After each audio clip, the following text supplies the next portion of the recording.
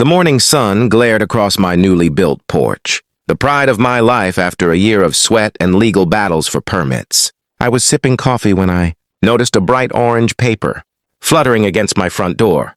As I approached, I realized it wasn't from the city, it was from the HOA. In bold red letters, it read, "Notice of imminent demolition." I froze. My house had been built entirely within the legal boundaries, every approval stamped by the city's planning office. Yet here was a paper claiming my unauthorized structure violated community standards and would be removed by HOA enforcement within 7 days. I immediately knew who was behind it.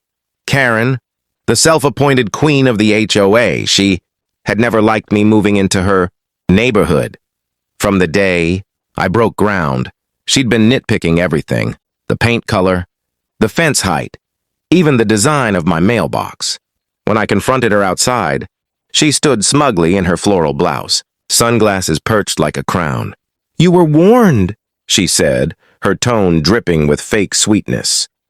"Your design violates HOA covenants. We'll have it taken down before next weekend." I asked her to show me which clause she was referring to. She smirked. "You'll find out soon enough. The board's already voted."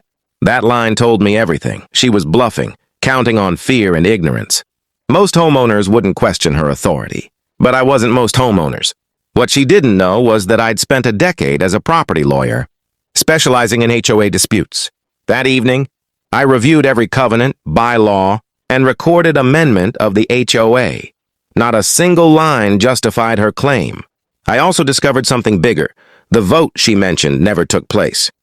Karen had filed the demolition notice without board approval, a serious violation of HOA governance law. I smiled as I closed my laptop. Karen wanted a battle over property rights? She was about to get one. By the next morning, I was at City Hall, pulling public records and confirming permits. Every document supported my position. Meanwhile, I started drafting a cease and desist letter citing fraudulent HOA action, harassment, and intent to destroy lawful property. Karen thought she could scare me into compliance. She had no idea she'd just threatened the wrong person. When she came to inspect her progress the next day, she found me waiting at the gate with a legal envelope in hand. Karen's smug expression faded as she saw the bold header. "Notice of legal action." I calmly handed it to her. "What's this supposed to be?" she asked, squinting. "It's your official notice to stop any unauthorized HOA enforcement," I replied. "You've issued a fraudulent demolition order without board consent." "That's illegal." Her smirk returned, weaker this time. "I don't think you understand how our HOA works." I leaned closer.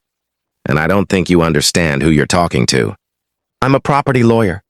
"Karen, this isn't a fight you'll win with gossip and fake votes." Her face turned pale, then red. She snatched the paper and stormed off, muttering about lawyers thinking they own the world. But I wasn't bluffing.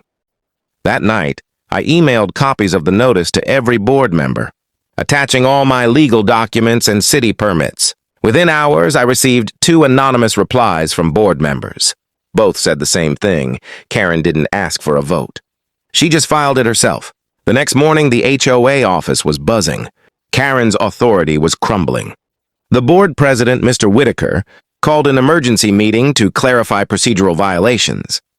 I attended, armed with evidence. Karen showed up, flustered and defensive, waving a binder of outdated bylaws.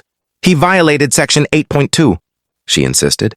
I calmly opened the updated version from 2022. That section was amended 2 years ago, I said.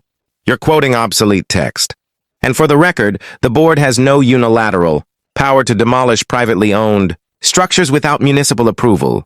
Silence filled the room. Mr. Whitaker cleared his throat. "Karen, did you file this notice without authorization?" She stammered. Well, someone had to act. He was building something that didn't match the neighborhood aesthetic." I slid another document across the table. "This is my approved architectural plan, signed by the city inspector and your own design committee." The color drained from her face. By the time the meeting ended, the board voted unanimously to revoke the demolition order. Karen was issued a formal warning for abuse of authority. But I wasn't done. She'd crossed the line from petty harassment to legal misconduct. I decided to pursue civil action for damages. That evening, I drafted my lawsuit, calmly, meticulously, and with the precision of a man who'd spent years fighting bullies like her. Karen thought she'd won control. She didn't realize the war had just begun. The HOA drama might have ended there, but Karen's arrogance wouldn't let her stop. 2 days after the meeting, I found a city inspector on my property. "Routine compliance check," he said, avoiding eye contact. I immediately knew Karen was behind it. She'd filed another complaint, this time to the city, claiming my structure violated zoning setbacks. Clever, but still illegal without evidence. I invited the inspector inside, showing him the stamped site plan and legal boundaries. "You're welcome to measure," I said politely. He did, and confirmed my house was perfectly within limits. He sighed. "This isn't the first time she's done this." That line caught my attention. "What do you mean?" "She's filed at least 3 false reports this year, same pattern. Targets new homeowners, especially ones who challenge her authority." That was all I needed. I requested a public disclosure of all her filed complaints and cross-referenced them with HOA records. What I found was damning. Karen had fabricated multiple enforcement claims, falsified board memos, and even altered meeting minutes to appear as official approvals. I compiled everything into a thick evidence binder. When I presented it to Mr. Whitaker and the board, their expressions shifted from disbelief to anger. "This could result in her removal," one member said. "I intend to make sure it does," I replied. Meanwhile, rumors started spreading across the neighborhood. Homeowners who once feared Karen began approaching me quietly. "She fined us for a garden." "Gnome." "She threatened to repaint my garage. Can you help us too?" It was clear Karen wasn't just a nuisance. She was a tyrant, abusing HOA power for personal control. That week, the board launched an internal investigation, using my evidence as the foundation. Karen tried to intimidate witnesses, but her charm had faded.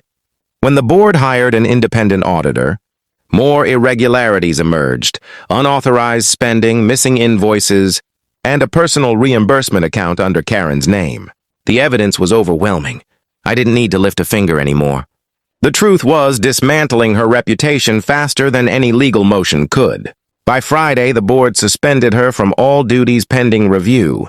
But I still had one final card to play: a court injunction ensuring she could never use HOA funds or authority again.